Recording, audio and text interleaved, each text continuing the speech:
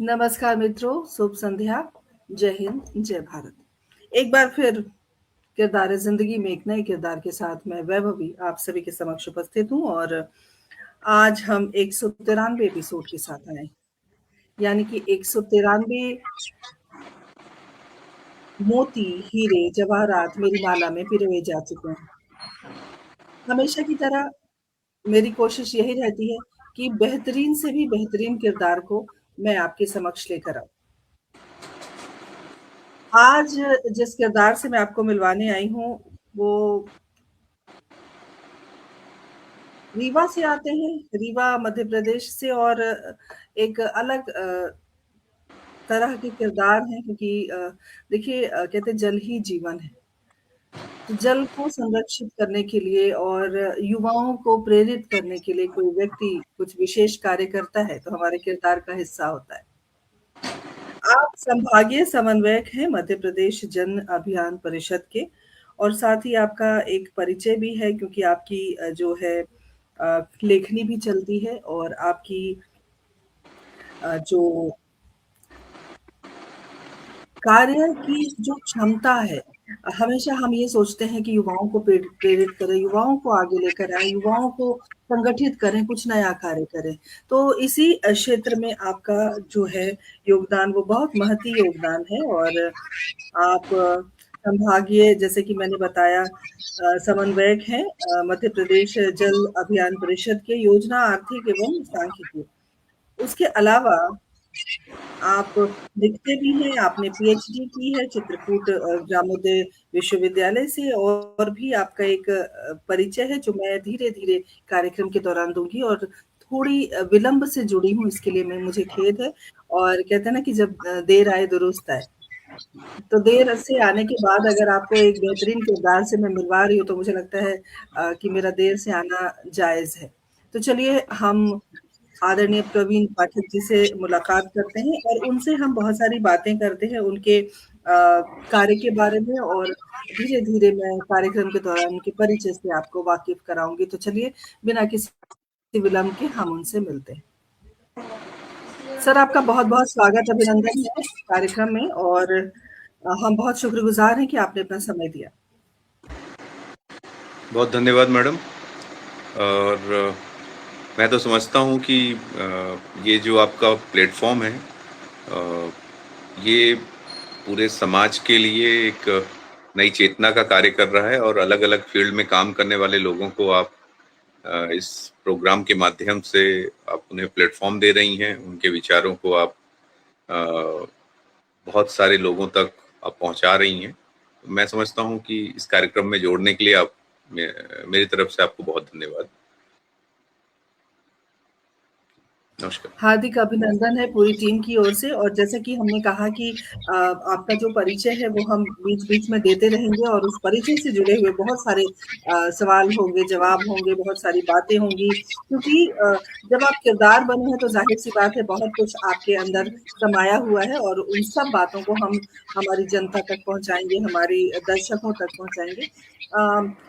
लेकिन जब भी हम कार्यक्रम शुरू करते हैं, हम सबसे पहले परिचय जानना चाहते हैं, आपके पारिवारिक परिचय।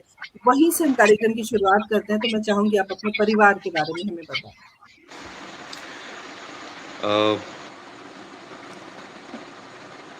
वर्तमान में यदि मैं बात करूं परिवार के परिचय से मैं बात शुरू करता हूं तो हम लोग बेसिकली रीवा जो मध्य प्रदेश का एक जिला है उसका एक विलेज एरिया है, सुकवार बोलते हैं उसको, सिरमौर ब्लॉक में आता है। हमारी फैमिली वहां से बिलोंग करती है और वर्तमान में परिवार में हमारे बड़ों में माताजी पिताजी हैं और मेरी वाइफ हैं, वो भी शिक्षिका हैं और एक बेटा है, तारुण्य नाम है उसका, वो अभी 11th में है, स्टडी कर रहा है। 2 छोटे भाई हैं जो रीवा ही रहते हैं और वो अलग-अलग फील्डों में काम कर रहे हैं।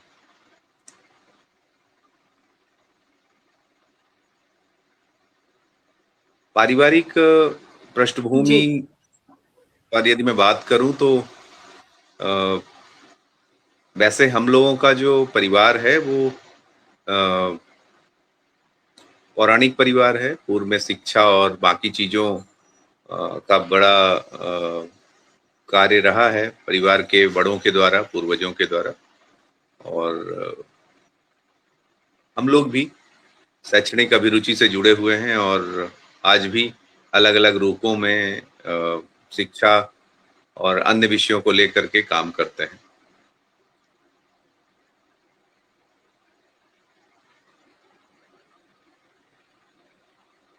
जी, बिल्कुल। और वो हम देख पा रहे हैं किस तरह से है। और बहुत अच्छा लगता है। देखिए, हमने जब इस कार्यक्रम को शुरू किया था तो हमने यही कोशिश की थी कि हर वो व्यक्ति, हर वो किरदार जो हमसे जुड़े, वो अपने परिवार के बारे में हमें ज़रूर बताए, क्योंकि आपकी आपका जो परिचय, मैं हर कार्यक्रम में इस बात का ज़िक्र करती हूँ कि आपका परिचय आपकी पुस्तक में सिर्फ़ व्यक्तिगत रूप से होता है। पारिवारिक परिचय हम नहीं जान पाते, आपकी परवरिश कहाँ हुई, आप कहाँ खेले, कहाँ बड़े हुए। तो इसलिए हमारी एक कोशिश होती है कि जब भी कार्यक्रम को हम शुरू करें, क्योंकि हमारा ये मानना है कि परिवार बहुत महत्वपूर्ण है। तो चलिए इस कार्यक्रम को हम शुरू करते हैं। और जिस तरह से मैं आपको जान पाई हूँ, जल संरक्षण से आप जुड़े हुए हैं, किस रूप में जुड़े हुए हैं, क्या कुछ आपने किया है, वो हमारे दर्शकों को आप बताएँ? देखिए, मेरी जो जीवन की यात्रा है वो उसको मैं 2 भागों में जोड़ करके देखता हूँ। एक तो शिक्षा तो ठीक है, ग्रेजुएशंस में साइंस बैकग्राउंड से था, पर समाज सेवा के क्षेत्र में काम करने की अभिरुचि थी। तो मैंने मास्टर्स जब किया तो मैंने सोशल वर्क को चुना और एमएसडब्ल्यू किया। एमएसडब्ल्यू में मेरा जो स्पेशलाइजेशन था वो फैमिली एंड चाइल्ड वेलफेयर था। इसके बाद अलग अलग ऑर्गेनाइजेशंस में काम करने का, उनके प्रोग्राम्स में जुड़ करके काम करने का अवसर मिला। यूनिसेफ के साथ, क्राय के साथ, टीडीएस जर्मनी के साथ, ये सब बच्चों पर आधारित काम ये ऑर्गेनाइजेशंस करते थे। 2008 में मैं जन अभियान परिषद से जुड़ा, जो कि प्लानिंग डिपार्टमेंट का स्टेट गवर्नमेंट एमपी का ये ऑर्गेनाइजेशन है। और जन अभियान परिषद के जब हम कार्यों की बात करते हैं तो एक बहुत बड़ा लक्ष्य है जन अभियान परिषद का, वो है ग्राम विकास का। हम लोगों को फील्ड में काम करते समय एक स्वावलंबी ग्राम के कॉन्सेप्ट में हमको काम करना होता है। स्वावलंबी ग्राम की जब बात आती है तो उसमें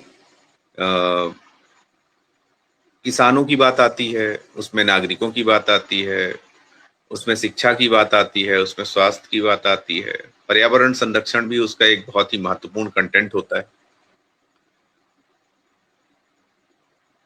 अक्सर हम लोग जब गांव जाते हैं तो हमें जब हम ग्राम के लोगों के साथ बैठते हैं तो चर्चा के दौरान एक सामान्य रूप से जो विषय निकल करके आता है वो जल का निकल करके आता है। तो हम लोग जन अभियान जहां जहां भी काम कर रहा है, जिन जिन विलेज में, जिन जिन ब्लॉक्स में हम लोग काम कर रहे हैं, उन सभी जगहों पर हमारा जो पर्यावरण के अंतर्गत आने वाला जो जल एक विषय है, वो विषय महत्वपूर्ण होता है। कम्युनिटी पार्टिसिपेशंस के थ्रू हम इंश्योर करते हैं कि पानी बचाने के जो भी जतन किए जा सकते हैं उन विषयों पर हम काम करें और नागरिक सहभागिता के साथ हम काम करें। मध्य प्रदेश में एक बड़ा कार्यक्रम चलता है, माननीय मुख्यमंत्री जी के निर्देशन में जल गंगा संवर्धन अभियान अभी भी चल रहा है। ये कार्यक्रम 19 मार्च से प्रारंभ हुआ है और 30 जून तक चलेगा। लगभग 100 डेज का ये पूरा वर्क है। इसके माध्यम से हम गांव-गांव में ऐसी जो जल संरचनाएं हैं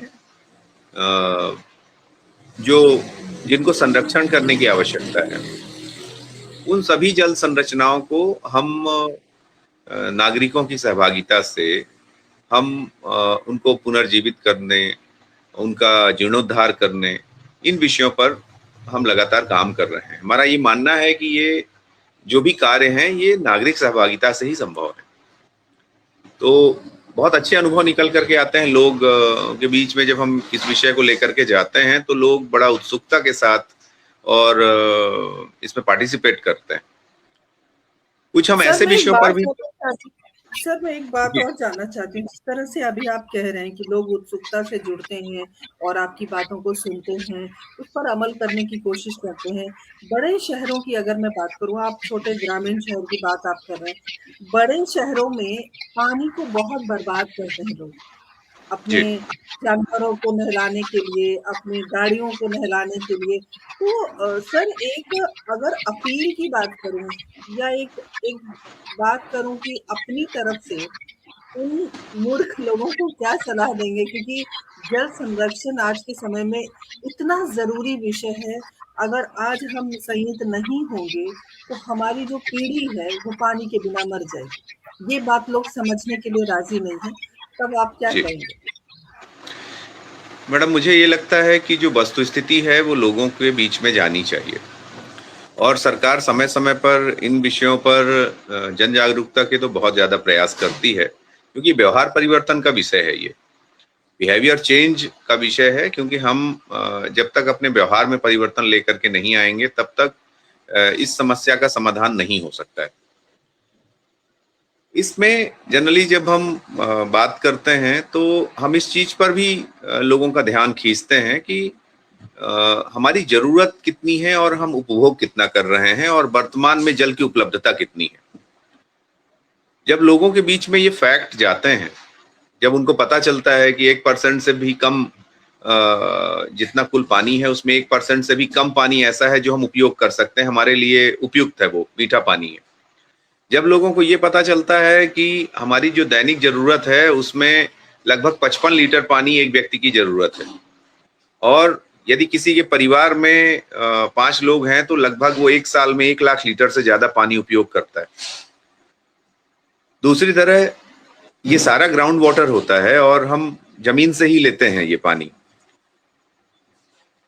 दूसरी तरफ हम पानी के संरक्षण के लिए, ग्राउंड वाटर को रिचार्ज करने के लिए हमारा कोई कंट्रीब्यूशन नहीं होता है। बारिश का भी जो पानी होता है उसको भी हम संरक्षित नहीं करते हैं। हम अपने घर में कोई रूफ वाटर हार्वेस्टिंग नहीं बनाते हैं, हम कोई सॉकपिट्स नहीं बनाते हैं। तो जो पानी बारिश का भी होता है तो पाइप से ड्रेनेज के थ्रू निकल के जाता है और वो छोटी संरचनाओं से, नालों से होता हुआ बड़े नालों में, फिर नदियों में और फिर उसके बाद समुद्र में चला जाता है। तो कहने का आशय ये है कि हम जितना पानी हम उपयोग करते हैं उस मात्रा में हमारा जो उसके रिचार्ज को लेकर के, ग्राउंड वाटर रिचार्ज को लेकर के जो कंट्रीब्यूशन है वो बिल्कुल शून्य की तरह होता है। तो ये फैक्ट जब हम कम्युनिटी के बीच में लेकर के जाते हैं तो मैं समझता हूँ कि कुछ व्यवहार परिवर्तन आता है और लोगों को आज चेतना होगा कि जिस तेजी के साथ हम पानी का अपव्यय कर रहे हैं और हमारी जो प्राचीन या पुरानी जल संरचनाएं हैं या नवीन ही हैं, यदि उनको भी हम संरक्षित नहीं करेंगे तो आगे आने वाला समय बहुत समस्या मूलक हो जाएगा। तो इस बात पर मैं समझता हूं कि कम्युनिटी के बीच में ये मैसेज जाना चाहिए। जी, बिल्कुल सही कहा सर आपने। और आपने कई बार ऐसे कार्य भी किए हैं जिसके बारे में हम तमाम दर्शकों को बताना चाहते हैं। हमारे साथ हमेशा की तरह डॉक्टर पुष्पलता तनेजा जी जुड़ गई हैं। बहुत-बहुत अभिनंदन है आपका। आदरणीय प्रदीप गौतम सर हमारे साथ जुड़ गए हैं। बहुत-बहुत अभिनंदन।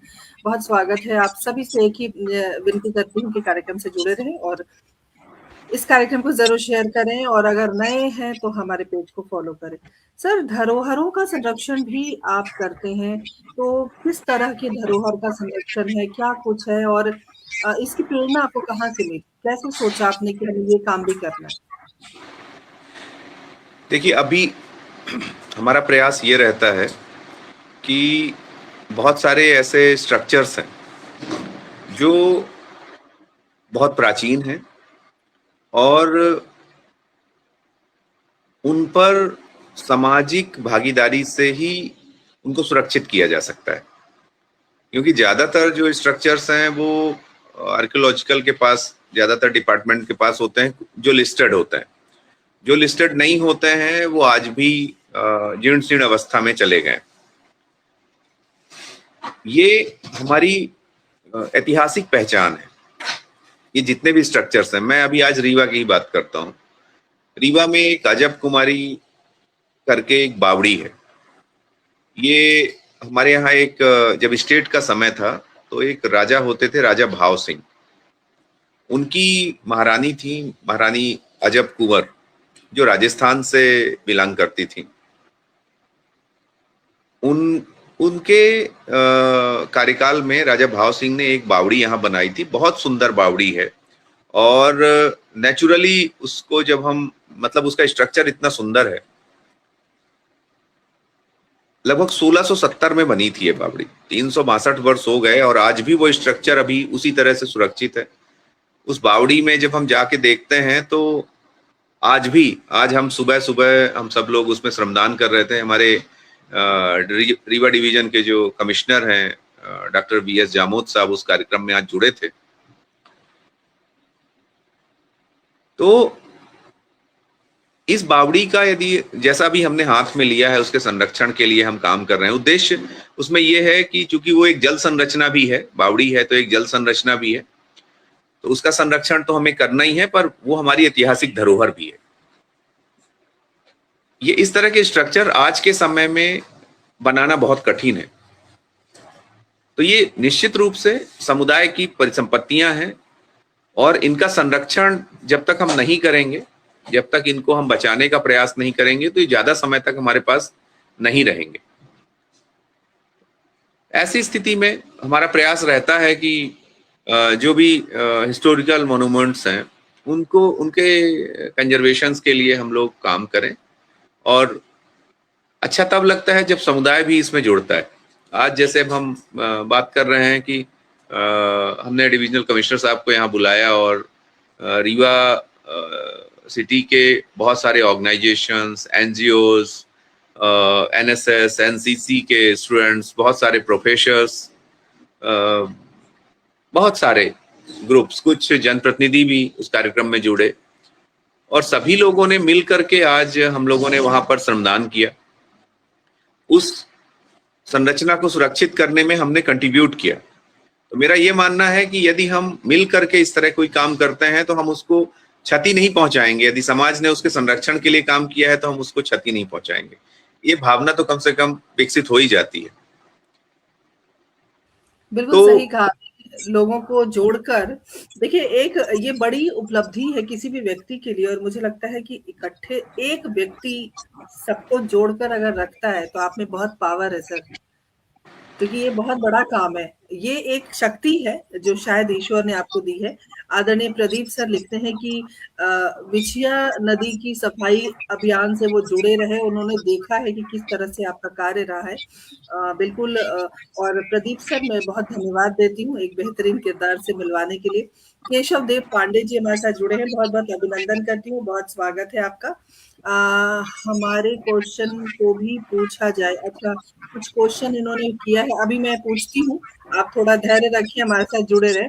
तो सर, आपने बहुत सारे संगठनों का एक संगठनों को जोड़ने का भी काम किया है, और आप प्रशिक्षण भी देते हैं। तो किस रूप में आपका ये काम चलता है और कैसे आपकी बात लोग सुनते हैं? एमपी स्टेट में एक बहुत ही बड़ा प्रोग्राम चल रहा है, CMCLDP, chief minister community leadership development programme. Basically ये जो प्रोग्राम है ये युवाओं को समाज सेवा के क्षेत्र में प्रशिक्षित करने का है। और हम प्रशिक्षित इसलिए करते हैं उन्हें कि वो जहां भी निवास कर रहे हैं उन सभी जगहों पर वो कंट्रीब्यूट करें, वो भागीदारी करें, और उसके परिणाम भी बहुत सकारात्मक निकल करके आ रहे हैं। इस कार्यक्रम के माध्यम से, अभी मैं अपने डिवीजन की बात करूं तो लगभग 5000 से ज्यादा स्टूडेंट्स हैं जो अभी BSW और MSW के पाठ्यक्रम से जुड़े हुए हैं। इसके माध्यम से उनको हम उनके गांव में ही कुछ असाइनमेंट्स, कुछ प्रोजेक्ट्स हम देते हैं जो रूरल डेवलपमेंट से जुड़े हुए होते हैं। वो अपने गांव में समुदाय की भागीदारी से इस तरह के कार्यों को करते हैं। हमारा मानना है कि जब वो कम्युनिटी में जाके काम करते हैं तो उनकी लर्निंग्स भी क्रिएट होती है, वो सीखते हैं, उनके व्यवहार में भी परिवर्तन होता है। इसके साथ ही साथ उनके अंदर लीडरशिप भी डेवलप होती है कि हमें कम्युनिटी के बीच में जा करके कैसे काम करना चाहिए, हम समुदाय की एक्सेप्टेंस कैसे ले सकते हैं, कैसे लोगों की भागीदारी हम बढ़ा सकते हैं, लोगों का मानस कैसे तैयार कर सकते हैं। ये सारी चीजें इस पाठ्यक्रम में शामिल होती हैं और मैं सौभाग्यशाली हूं कि इस पूरे पाठ्यक्रम को कोऑर्डिनेट करने का की रिस्पॉन्सिबिलिटी गवर्नमेंट ने मुझे दी हुई है। और लेकिन मुझे व्यक्तिगत रूप से इस कार्यक्रम में जुड़ करके युवाओं के साथ रूरल डेवलपमेंट से जुड़े हुए विषयों पर काम करने का अवसर मिलता है, जो मेरे रुचि का भी विषय है। और जब मैं युवाओं में इस तरह के कार्यक्रमों और प्रोग्राम से जुड़ करके अपने गांव के लिए काम करते हुए देखता हूं, तो मुझे लगता है कि गवर्नमेंट का ये प्रोग्राम बहुत सफल रहा।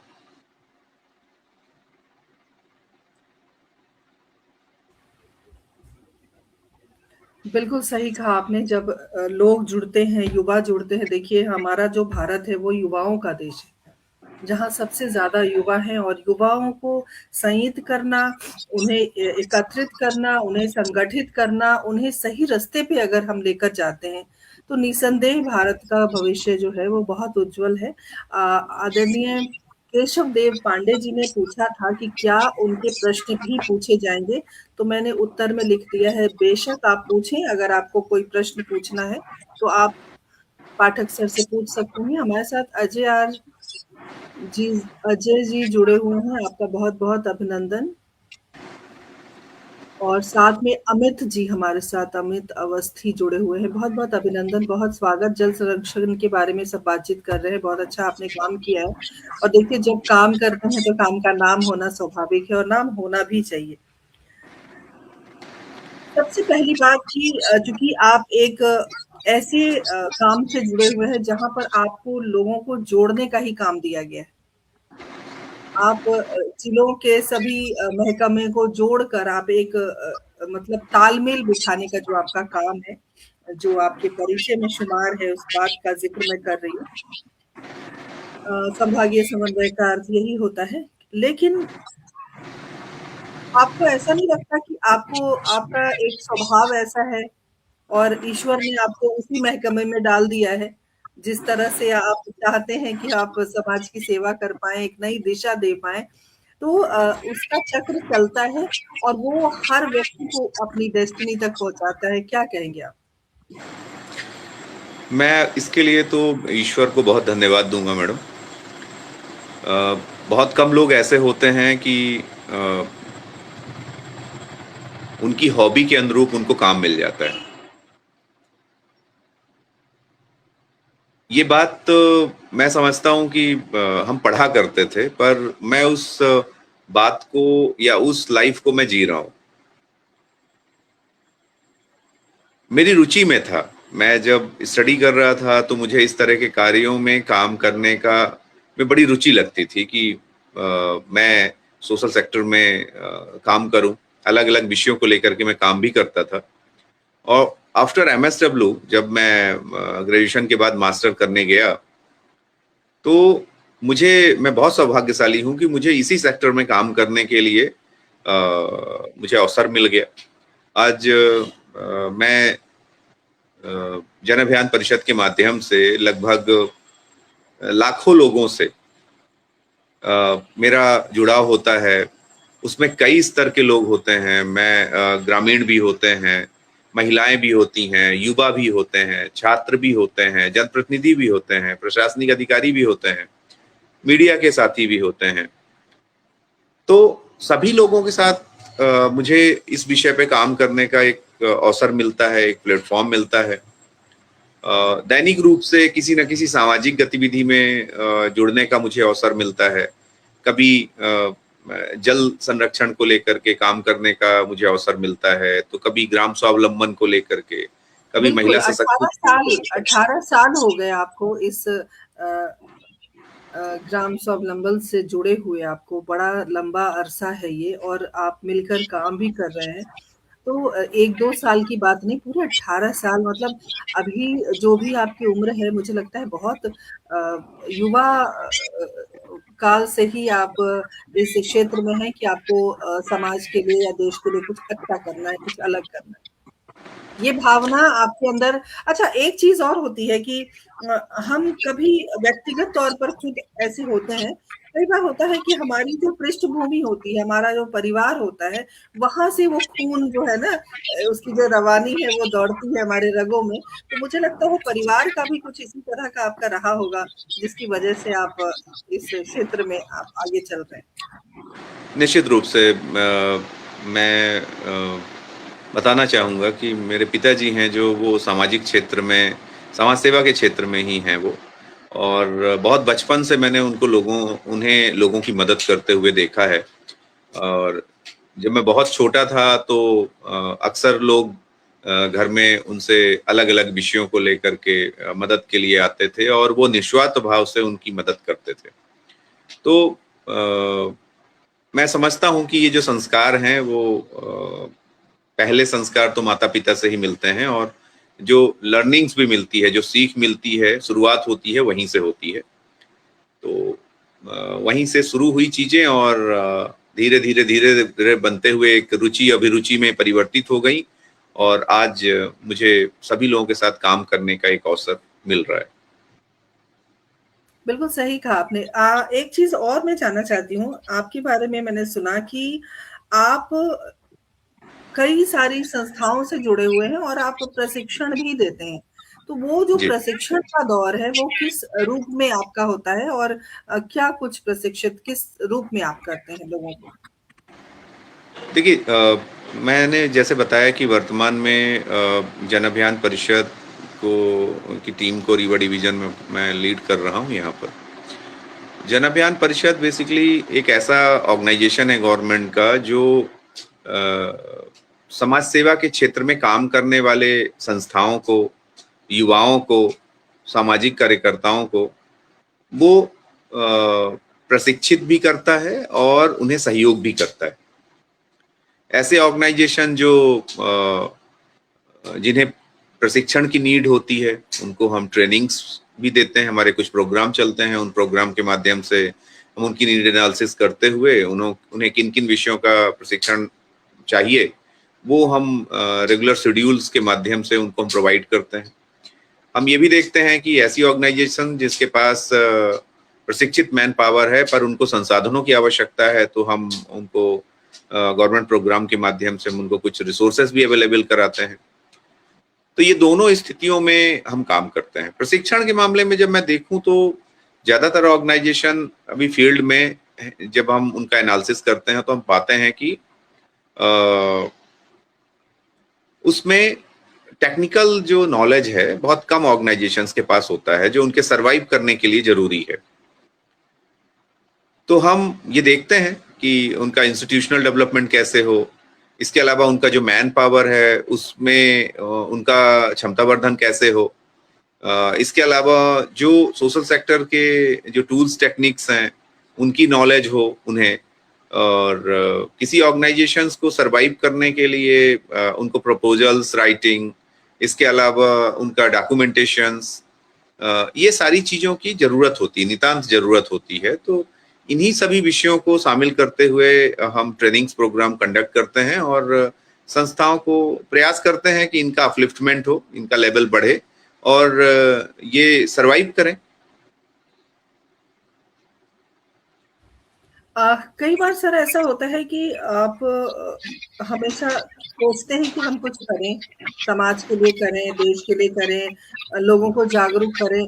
कई बार ऐसा होता है कि कुछ फंड्स की, जैसे कि आपने अभी बात की, तो सरकार का सहयोग बहुत सारी जगहों पर ज़रूरी होता है। तो आपको किस रूप में सहयोग मिल रहा है, या आप उन तमाम लोगों को क्या कहना चाहेंगे जो वाक़ई कुछ अच्छा कर रहे होते हैं लेकिन सरकार तक नहीं पहुँच पाती है बात, या सरकार से सहयोग किसी रूप में नहीं मिल पाता है? तो उनके लिए भी अगर एक रास्ता खुले इस कार्यक्रम के माध्यम से, तो जो भी जानकारी आपके पास है मैं चाहूँगी कि आप ज़रूर दें। देखिए मैडम, ऑर्गेनाइजेशंस जब कोई व्यक्ति बनाता है या कुछ लोगों का दल मिल करके एक ऑर्गेनाइजेशंस बनता है जो कि बोर्ड ऑफ डायरेक्टर होता है, तो इस ऑर्गेनाइजेशंस को बनाने के पीछे जो हेतु होता है वो होता है लोगों की मदद करना, दूसरों के जीवन में सुधार लाना, उनका अपलिफ्टमेंट करना, यही एक उद्देश्य होता है।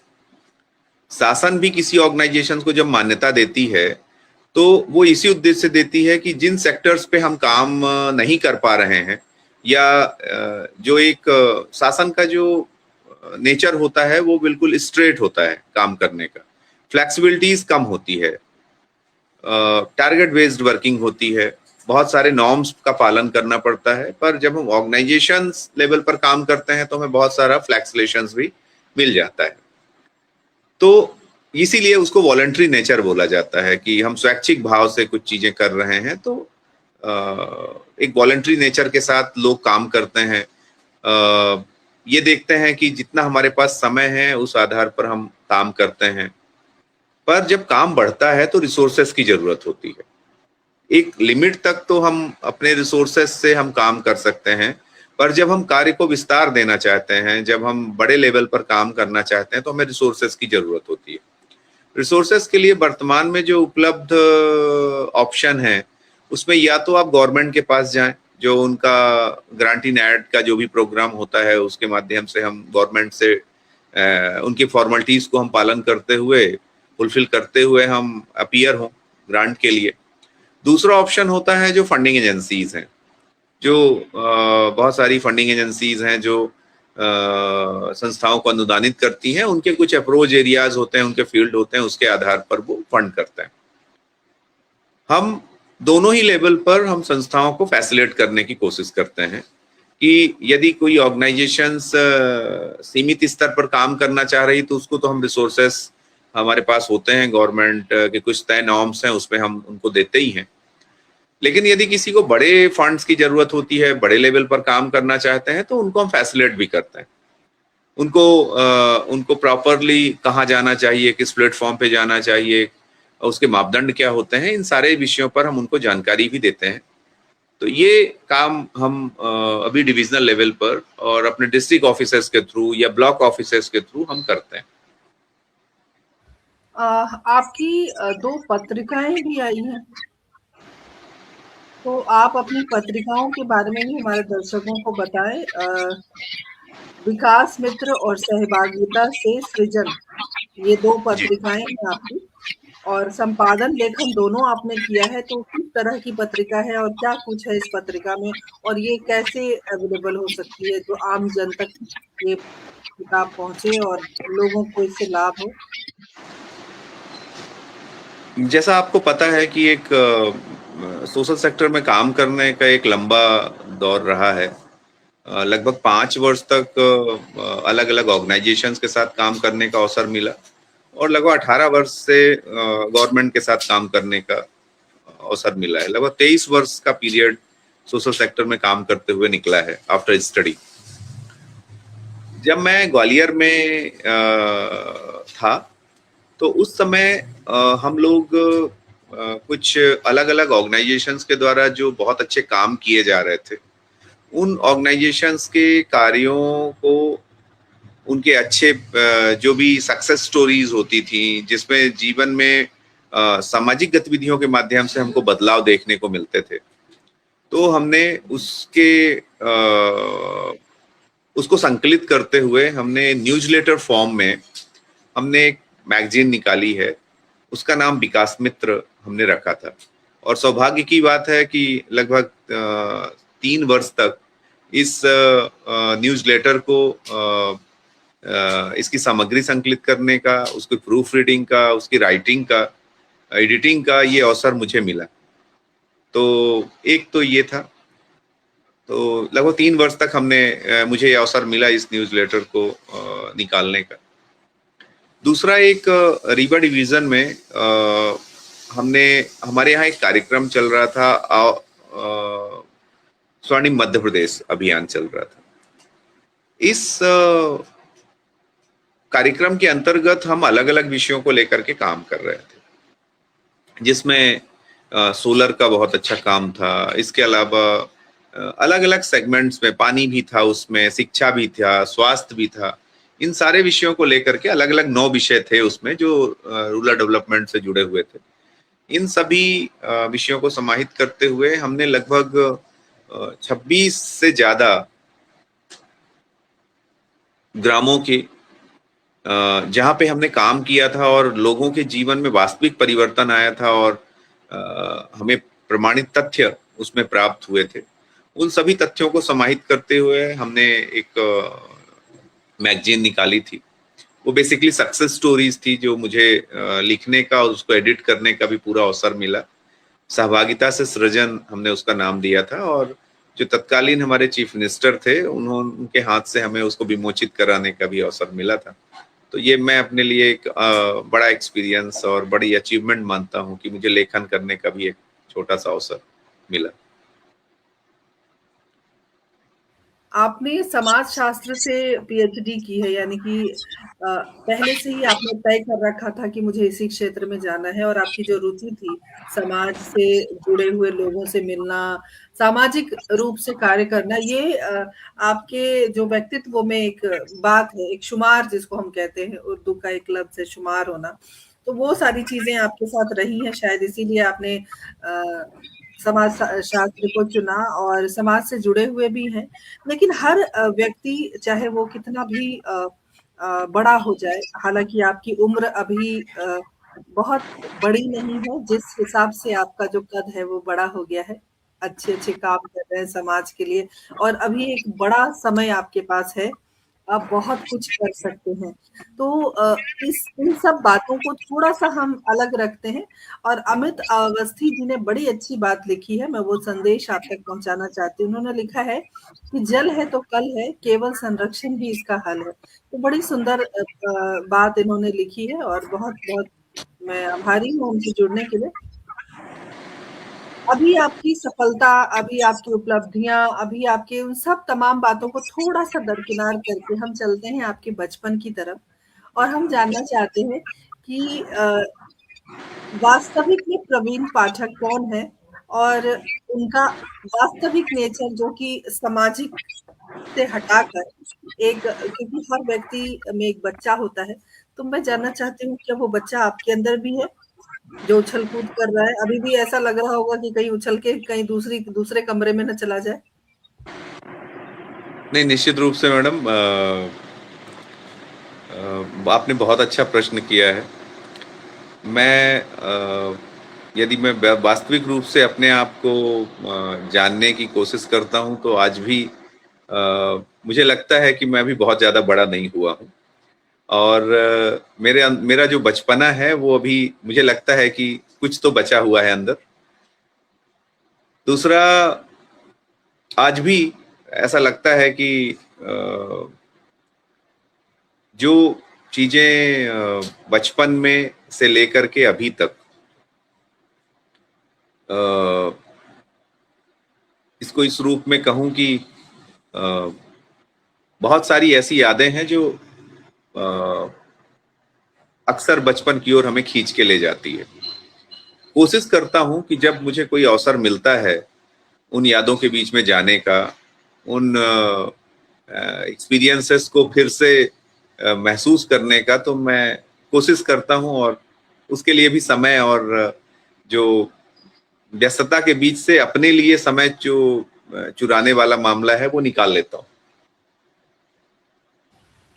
तो क्या करते हैं समय चुराकर? एक तो फैमिली में अच्छी बात है कि मेरी जो बेटर हाफ है वो मेरे ही नेचर से जुड़ी हुई हैं, मेरे ही नेचर है, तो हम लोग एक तो घूमने निकल जाते हैं। ज्यादातर कोशिश ये करते हैं कि जब भी अपने को थोड़ा सा काम की व्यस्तता थोड़ी कम लगे, तो हम घूमने निकल जाते हैं। हमें एक्सप्लोर करना अच्छा लगता है नए नए प्लेसेस को, और कोशिश यही रहती है कि थोड़ा नेचर के साथ समय बिताएं, और अपने लिए थोड़ा बहुत समय यदि निकल सकता है तो कोशिश करते हैं कि निकालते हैं। कुछ जो स्पोर्ट्स हॉबी हैं उसके लिए भी कोशिश करते हैं कि समय निकाल लें। स्पोर्ट्स एक बहुत अच्छा माध्यम होता है अपनी बचपन और युवा दोनों अवस्था से जुड़ने का, मैं समझता हूं, क्योंकि स्पोर्ट्स में ये दोनों वर्ग मिलता है। हमें इसमें बच्चे भी मिलते हैं और यूथ भी मिलता है। तो उनके साथ जब हम समय बिताते हैं तो हमें लगता है कि हम में और उनमें कोई ज्यादा अंतर नहीं है।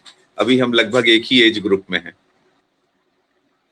बिल्कुल सही कहा आपने। देखिए डॉक्टर तनेजा जी ने लिखा है कि आपकी बात से लगता है कि आप बहुत कुछ करेंगे, तो एक भविष्य आपके पास है और उस भविष्य में भविष्य के गर्भ में तो बहुत सारी चीज़ें होती हैं, हमें पता नहीं होती कि हम जीवन में क्या करेंगे। जिस तरह से आपने कहा कि जो चीज़ें आपको पसंद होती हैं वो भगवान दे देते हैं। अब मुझे पसंद है बोलना, बातें करना, लोगों से नए-नए लोगों से तरह-तरह की बातें करना, तो मुझे भगवान ने एक इस तरह का प्लेटफ़ॉर्म मुझे दिया और वहाँ मुझे लाके स्थापित कर दिया है और मैं बहुत खुश हूँ। मैं नए लोगों से हर बुधवार को मिलती हूँ, नई-नई बातें करती हूँ और सबके साथ जो एक रिश्ता है, वो रिश्ता बनता है और कोशिश करती हूँ कि उस रिश्ते को निभाती रहूँ। तो बड़ा अच्छा लग रहा है आपसे बातचीत करके और कुछ योजनाएँ होती हैं भविष्य में कुछ एक हर व्यक्ति चाहता है कि एक नए पायदान पर हम पहुँचे। आप कहाँ देखना चाहते हैं अगले 10 वर्षों में अपने आप को? अ, कुछ चीजें ऐसी हैं मैडम जो मुझे लगता है कि व्यस्तता के कारण हमारी प्रायोरिटी से बाहर हो जाती हैं।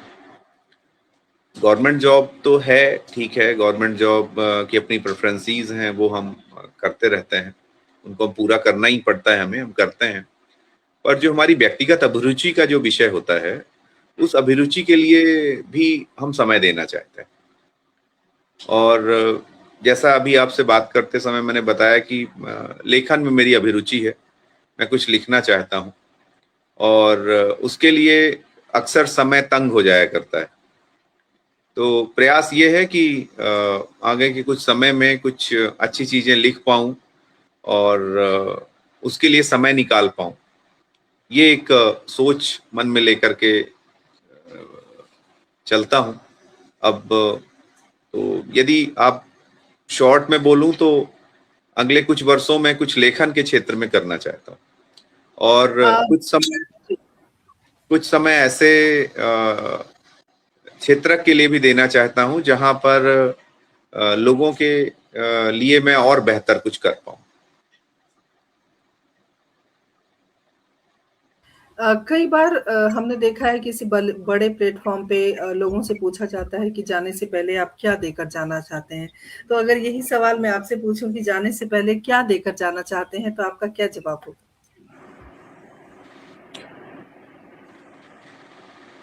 देखिए, ये बहुत बड़ा सवाल है, बहुत बड़ा प्रश्न है। अ, मेरा ये मानना है कि अक्सर जब हम कम्युनिटी के बीच में होते हैं, लोगों के बीच में होते हैं, हमारा थोड़ा सा पब्लिक डीलिंग होती है, लोगों के बीच में हम जाते हैं, तो हमें ये लगा करता है कि बहुत सारे लोग ऐसे हैं जो जिनको और कुछ मदद होनी चाहिए। ऐसी स्थिति में उसमें बहुत सारे बैरियर्स भी देखने को मिल जाते हैं। कुछ चीजें ऐसी होती हैं जो हम चाहते हुए भी हम उनके लिए नहीं कर पाते हैं। तो एक सेक्टर ऐसा है जो मैं समझता हूं कि अभी थोड़ा सा सोसाइटी की प्रेफरेंसीज उस दिशा में नहीं है, या लोग थोड़ा सा यदि उनकी मदद हो जाए तो बहुत सारे लोगों के जीवन में सुधार हो सकता है। मेरा ये मानना है कि एक कुछ लोग ऐसे होते हैं, जैसे मैं आपसे एक सामान्य सी बात करूं कि आप गाड़ी से जा रहे हैं और रास्ते में आपको एक दो लोग ऐसे दिख जाते हैं जिनको आप नहीं पहचानते हैं, पर वो रोड में विकसित अवस्था में मिल जाते हैं आपको, हम आगे निकल जाते हैं। पर मुझे कभी कभी ये लगा करता है कि ये भी किसी के परिवार के लोग होंगे, थोड़ा सा मानसिक स्वास्थ्य इनका ठीक नहीं है, इसके कारण से आज ये यहाँ पे पड़े हुए हैं। मेरी प्रेफरेंस ये है कि यदि मुझे समय मिलता है तो मैं मानसिक रूप से जो लोग थोड़ा विक्षिप्त हैं उनकी मदद करने के लिए कुछ मैं अपना समय देना चाहूंगा, और यदि मैं दे पाया तो मैं मानूंगा कि मैं सफल हो पाया। बहुत और बढ़िया, बहुत अच्छी सोच। ऐसे लोग जो, मैं यदि रीवा की बात करूं तो मुझे सैकड़ों की संख्या में लोग मार्केट में या रोड में घूमते हुए दिखते हैं। अगले दिन दूसरे दिन हमें खबर मिल जाती है, न्यूज़पेपर में कभी लगता है कि वो मानसिक रूप से विक्षिप्त था, हालांकि एक्सीडेंट हो गया और वो नहीं रहा।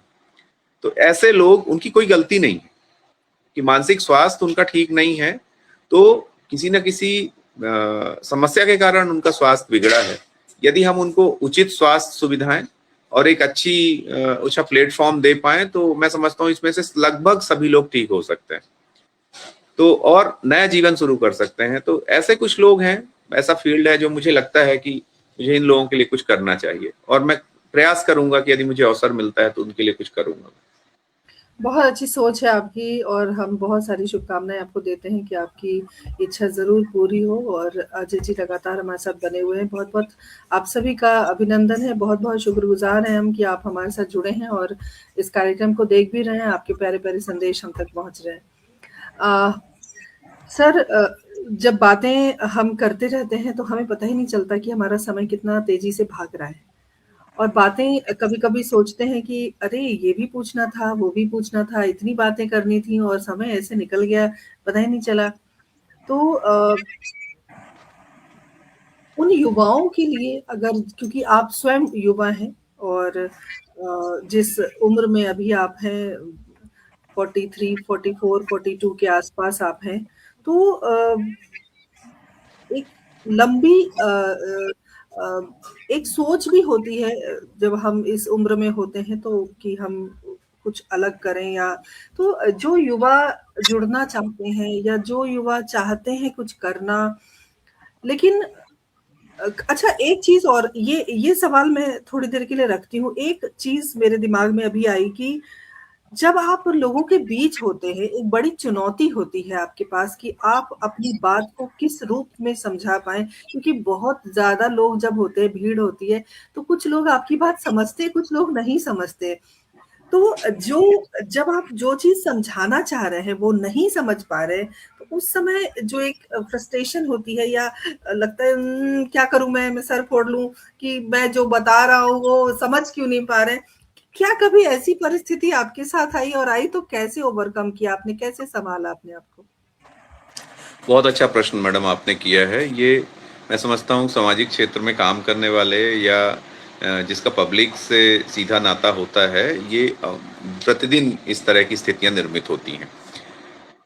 शुरू में मुझे भी लगता है कि जब हम किसी से बात करते हैं तो हमारा ज्यादा फोकस इस बात पर होता है कि मैं अपनी बात उन तक पहुंचाऊं, और सामान्य सी सोच ये होती है जब हम बात बोलते हैं तो लोगों को ये लगता है कि ये हमारी बात सुने और माने, क्योंकि हम अपना तथ्य बहुत सोच समझ के दे रहे होते हैं, हम अपने बेस्ट नॉलेज से चीजें बोल रहे होते हैं। पर जरूरी नहीं है, ये बाद में पता चला कि जो चीजें हम जिसको बेस्ट समझ रहे हैं, सामने वाला भी उसको उसी रूप में ले रहा हो। तो अक्सर जब हम कम्युनिटी में जाया करते हैं तो लोग अपनी प्राथमिकता की बात करते हैं। हमारे पास कोई भी व्यक्ति आता है तो अपनी प्राथमिकता लेकर के आता है, पहले ही सेट नॉर्म्स के साथ आता है वो, कि हमको आपसे ये बात करनी है या हमारा पक्ष ये है। तो अक्सर जब हम लोग कम्युनिटी के बीच में जाते हैं या लोगों के बीच में जाते हैं तो अब एक आदत विकसित हो गई है कि हम किसी व्यक्ति को बहुत गंभीरता के साथ पहले सुनते हैं, और सुनने के दौरान हम ये भी जानने की कोशिश करते हैं कि उनकी प्रेफरेंस क्या है, और फिर हम ये देखते हैं कि हमारी प्रेफरेंस क्या है। तो कोशिश ये करते हैं कि उनकी प्रेफरेंस से अपनी प्रेफरेंस को मिला दें, तो उनको जल्दी समझ में आता है चीजों का। पहले ये समझ नहीं होती थी, तो पहले हम अपनी तरफ से बोलते थे, वो अपनी तरफ से समझते थे, तो एक कम्युनिकेशन ब्रेक हो जाता था और वो चीजें जो हम करना चाह रहे थे उनको कन्विंस भी नहीं कर पाते थे। अभी ये चीज धीरे धीरे काम करते करते समझ में आ गई है कि यदि कम्युनिटी के बीच में काम करना है या लोगों के साथ काम करना है तो उनकी प्राथमिकता के साथ अपनी प्राथमिकता को जोड़ना होगा। दोनों प्राथमिकताएं जुड़ेंगी तभी कुछ अच्छा निकल करके आएगा। बिल्कुल, और जब आप समाज से जुड़े हुए हैं तो आपको अपनी भावनाओं पर, अपनी संवेदनाओं पर, अपने वक्तव्यों पर बहुत कमांड रखना पड़ता है। बहुत सोच समझ कर कुछ बोलना होता है, और ये एक बड़ी चुनौती भी है और ये एक कला भी है। और मुझे ऐसा महसूस हो रहा है कि आपसे बात करके कि वो कला आप में कूट-कूट कर भरी हुई है। ईश्वर की देन है जो आप ये सब कर पा रहे हैं। बहुत ही प्रेरक बातचीत है, ऐसा प्रदीप सर ने लिखा है। बहुत-बहुत शुक्रिया सर, और हमारे साथ सब बने हुए हैं और सभी का मैं शुक्रिया अदा करती हूँ। और बार-बार पुष्पलता जी एक ही बात लिख रही हैं कि आपको देखकर लगता है कि आप कुछ बड़ा करेंगे, और ज़ाहिर-सी बात है हर व्यक्ति को एक मौका ज़रूर ईश्वर देते हैं कि आप कुछ करें, बशर्ते कि आप उस मौके को पकड़ लें। अपॉर्च्युनिटीज़ आती हैं, लेकिन आप उसको किस रूप में लेते हैं, ये भी आप पर निर्भर करता है, और वो ईश्वर है, उसका तो चक्र चलता ही रहता है। लेकिन बातचीत के दौरान मुझे बहुत अच्छा लगा, आपसे बात करके इतनी सारी बातें हुई। अ, एक बच्चा भी है आपके अंदर, जो प्रफुल्लित होता रहता है, अभी भी आपके अंदर आपको लग रहा है कि अरे! मेरे मन की बात कह दी वैभवी जी ने, तो ये सारी चीज़ें बिल्कुल। चलती हैं और अच्छा भी लगता है। एक बात और कि जिस महकमे से आप आते हैं और जिस समाज में आप जाते हैं, जहाँ पर बहुत सारे लोग हैं, बहुत सारे लोगों की बातचीत है, तो दोनों को एक साथ तालमेल बिठाकर चलना, चूँकि वो तो आपके काम में है, तालमेल बिठाने का तो आपके लिए जी बिल्कुल। थोड़ा-सा ईज़ी होगा मुझे लगता है। लेकिन ऑन ड्यूटी एक गवर्नमेंट ऑफ़िसर इस तरह प्लेटफ़ॉर्म पे आके बातें करना, तो ये भी एक जिगरे का काम है, इतना आसान नहीं है। तो कैसे मैनेज किया आपने? और हमारे अंत में पाठक सर को सुनने के लिए आदरणीय सुनील शर्मा सागर जी आए हैं। बहुत-बहुत आपका अभिनंदन, बहुत स्वागत है। हमारे बड़े भाई साहब हैं और इस संस्था के मुख्य सलाहकार हैं। तो कैसे तालमेल बिठाया आपने, या कभी ऐसा नहीं लगता कि किसी ने कंप्लेन कर दी तो क्या होगा? देखिए, हम लोगों के लिए एक बहुत अच्छी अपॉर्चुनिटी ये है कि हम लोगों को काम करने का जो एक मैंडेट मिला हुआ है, वो है समुदाय के साथ काम करने का। तो हमें कुछ चीज़ों को लेकर के लिबर्टी भी मिलती है। हमें कम्युनिटी के नेचर्स को समझते हुए हमें दोनों एडमिन और वॉलंटरी दोनों नेचर के साथ हमें सामंजस्य बनाते हुए काम करना होता है। हमारा जो एडमिन वाला पार्ट है वो तो है ही है। इसके अलावा जब हम कम्युनिटी के बीच में जाते हैं तो हमारा वॉलंटरी नेचर वाला जो एक पार्ट है वो एक्टिव हो जाता है। तो हमारे लिए एक सुविधा है, गवर्नमेंट ने बहुत अच्छे तरीके से इस ऑर्गेनाइजेशंस को बनाया है, उसके ऑब्जेक्टिव्स निर्धारित किए हैं, प्रोग्राम निर्धारित किए हैं। तो ये दोनों ही चीजें हम लोगों के लिए बहुत यूजफुल हैं। जी, आपके और इस माध्यम से सरकार के योजनाएँ, सरकार के बारे में लोगों तक बातचीत, ये एक जो उनकी योजनाएँ हैं, वो लोगों तक पहुँच रही हैं। इस जी कार्यक्रम के माध्यम से तो सरकार का ही कहीं न कहीं काम हो रहा है। जी बिल्कुल बिल्कुल मैडम। मैं समझता हूँ कि आज इस प्लेटफॉर्म के माध्यम से हम जिस फील्ड और जिस प्रेफरेंसी को लेकर के काम कर रहे हैं वो इस प्लेटफॉर्म के माध्यम से पूरे देश में जो भी श्रोता या देखने वाले लोग हैं, व्यूअर्स हैं, उन तक ये पहुंच रही है। तो मैं समझता हूँ कि हमारे ऑर्गेनाइजेशनल ऑब्जेक्टिव्स में भी ये सारी चीज़ें काफ़ी मददगार होंगी और हम और बेहतर तरीके से लोगों के बीच में हम पहुंच पाएंगे। बहुत अच्छी बात है। बहुत अच्छा समय बीता आपके साथ, और चलते-चलते क्या कहना चाहेंगे हमारे दर्शकों को, श्रोताओं को, नई पीढ़ी को, और इस समाज के लोगों को जिनके साथ जुड़कर आप कार्य करते हैं? मेरा ये मानना है कि वर्तमान में यदि हम समाज की को लेकर के बात करते हैं तो हमें प्रयास ये करना चाहिए कि हर जगह पर कुछ ऐसे लोग हैं जिनको आज मदद की आवश्यकता है, और जिनके पास ये ऑप्शन मिले, जिनके पास भी ये अवसर मिले कि हम जरूरतमंद लोगों की मदद कर सकते हैं, तो उनको आवश्यक रूप से करना चाहिए। ये हमें हर एक लेवल पर हमें मदद इन चीजों से मिलती है। यदि हम इस तरह के एक्ट करते हैं, इस तरह की चीजें करते हैं, तो हमको व्यक्तिगत जीवन में भी बहुत लाभ होता है। दूसरा, ये एक ऐसा सेक्टर है जो लोगों को दूसरों के लिए सोचने के लिए अवसर देता है। हम अपने साथ साथ दूसरों के लिए भी हम सोचते हैं। तो मुझे ये कहते हुए बहुत खुशी हो रही है कि अभी भी समाज में अच्छाई है, और बहुत सारे लोग ऐसे हैं जो अपने के अलावा दूसरों के लिए भी सोचते हैं। ऐसे लोगों को प्लेटफॉर्म मिलना चाहिए, ऐसे लोगों को मदद मिलनी चाहिए, और जो हम वर्तमान में हम करने की कोशिश कर रहे हैं और गवर्नमेंट ने हमें करने का अवसर दिया हुआ है। तो इन सारी चीजों के माध्यम से मुझे लगता है कि लोग दूसरों के लिए बेहतर से बेहतर करें।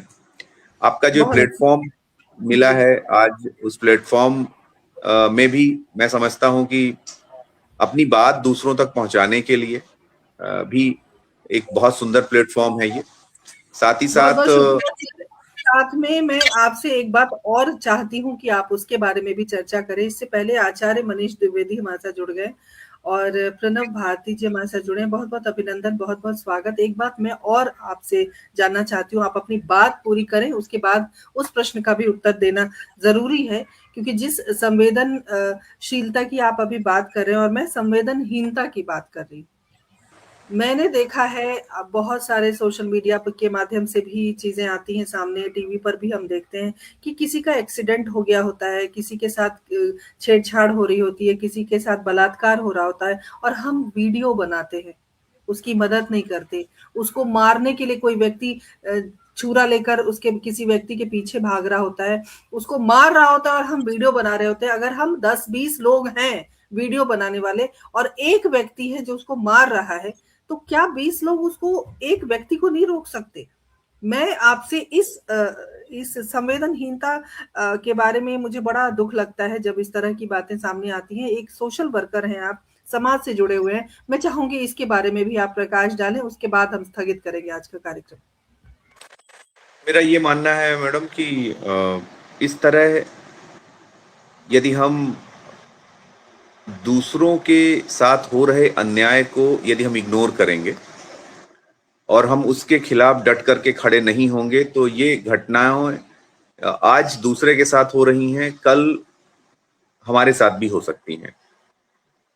तो इसकी पुनरावृत्ति ना हो, इसको हमें शुरू से ही रोक देना चाहिए, ये मानते हुए कि ये घटना किसी दूसरे के साथ नहीं हो रही है, ये कल हमारे साथ भी हो सकती है। तो इस तरह से अच्छा, दूसरी बात यह है कि जो इस सोच के लोग होते हैं, जो अपराध से जुड़े हुए होते हैं, उनका जो एक जो कॉन्फिडेंस है वो भी टूटता है।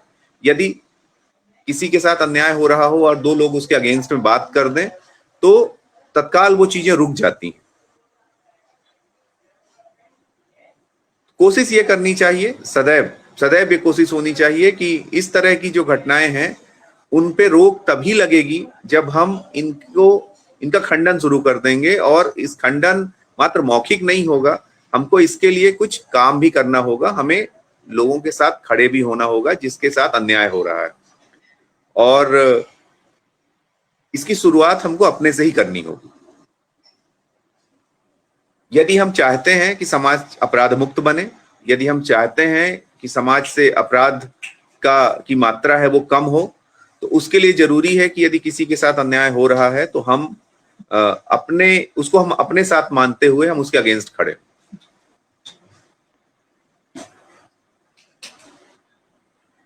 बिल्कुल सही कहा सर, और प्रणव भारती जी भी इस बात से सहमत हैं, सभी सहमत हैं, और मैं आप सभी का बहुत-बहुत शुक्रिया अदा करती हूँ कि आप सभी हमारे साथ जुड़े रहें, और बहुत सुंदर संदेश आपने भेजा। और हर बुधवार को शाम को 7 बजे हमारा कार्यक्रम शुरू होता है, जो 8 बजे तक चलता है, और परिचर्चा चलती है हर रविवार शाम 7 बजे से 8 बजे तक। तो कृपया समय से जुड़ें, और हम प्रतीक्षा करते हैं कि आप सब हमारे साथ जुड़ेंगे तो हमारा जो संबल है और बढ़ता है इससे। पाठक सर, मैं बहुत पूरी टीम की ओर से तहे दिल से मैं शुक्रिया अदा करती हूँ, और आपके उज्जवल भविष्य की कामना भी करती हूँ, क्योंकि अभी भविष्य में बहुत कुछ बाकी है करने के लिए।